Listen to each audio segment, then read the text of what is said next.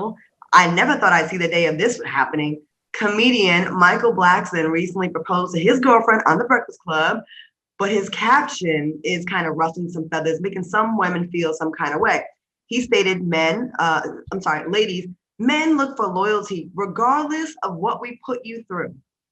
Stay loyal to your man because we are F-ups, but we will eventually do the right thing. Nothing good comes easy, but trust in God, and what's meant to happen will happen.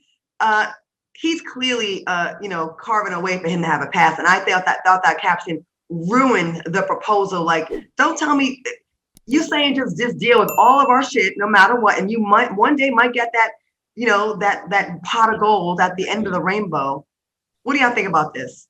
I'm not here for it. I'm not here for it at all. It completely lends itself to that toxic hood hip hop mentality, which is basically you're supposed to hold me down while I have babies on you, bring you back all type of STDs and stuff. And then after I've hunched all the cooch from the east to the west, and I'm now 47 and I'm starting to need Blue Chew, okay? And you put up with me having babies on you and health problems and being shot, and you put cars and stuff in my name, and you ran drugs for me. And now that I'm too old to run the streets, now I want to do right by you after I don't ran you damn ragged. And I just don't buy into that at all. But I've also matured to understand that, Claudia, in this world, we have different classes of people, okay? Yeah, right. And that Jim Jones, Chrissy, Michael Blackson, Safari, that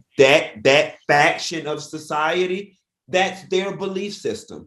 And they could be looking at me and thinking that I'm completely crazy. That's just not my belief system. I was raised better than that, but I recognize the fact that some people are street, they real niggas, and that's how they live. So have at it. I get tired of talking to some girls, and a lot of my friends aren't like this, but I've had some that think that, or that men have gotten them to buy into, since, once we've been through so much, then you deserve, now you're worthy. I put you through this many things, and it never goes the other way, right? Where the man is put through cheating and all kinds of nonsense, and the woman having a baby on the side. No, what man is going to put up with that? But a woman's supposed to go through all of this and then somehow feel like a ring, and now you want to commit to me is the reward for me dealing with all of your bullshit and mental abuse and emotional torture. And now I have earned the right to be your wife. Get the out of here with that bullshit. I think we're projecting that's not their relationship. It's never been their relationship. I mean, he came very clean on his interview at the Breakfast Club. He said that he and his fiance had a conversation, and that she knew what it was, that she knew that he is going to cheat and he will always cheat. That's a part of being with him. So if you know your man is a cheater and you stay with him and he's cheating, then baby, you gotta suffer the consequences. That's a choice you made. Now, this is the funny part about this story that I thought was hilarious. On Breakfast Club, after he proposed to her, she says, "Goodbye, side bitches." That shit was hilarious. But then he said only 90% of them.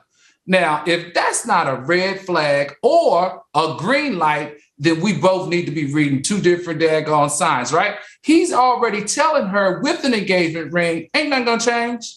And if you step up to this altar and marry me, this is what to expect. At least he's transparent and he's honest. Yeah, I'm gonna tell you, I think that I respect that. Like, I have no problem with people hunching around on their husband and their wife, just as long as all parties involved are, aware of what's going on. If maybe it works for him, but it doesn't change the caption feeds a larger narrative that is a huge issue, particularly in the Black community. I think they're already starting up on the wrong foot, because I think she thought the ring, although they had that conversation about it's a wrong foot already. You're judging the wrong characters. They already knew. She already knew. She knows. He said that they talked about it.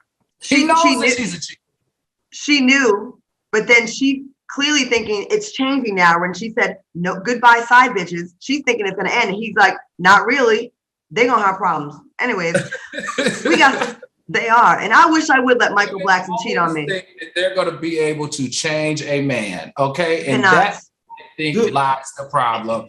And it doesn't mean that he doesn't love you. It doesn't mean that they don't have a loving relationship. He has made it very clear that ain't nothing changing over here. I'm going to still get my side piece. He said that he's allowed now, instead of 10 a month, he's allowed 2. You know, a greater conversation for another show.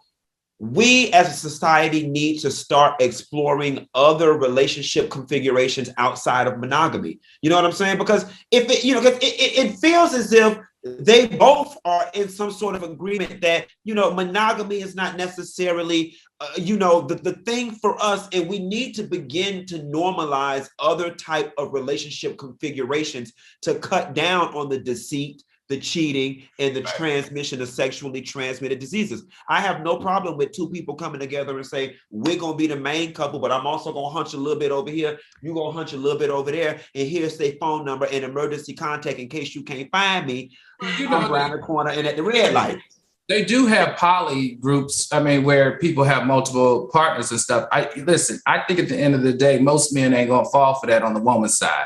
Now, we want to do it, but we ain't gonna let our woman, we don't want no hoe in our bed every night because we don't know what she's thinking about or who she think, you know, I'm gonna speak for the ladies real quick before we go to break.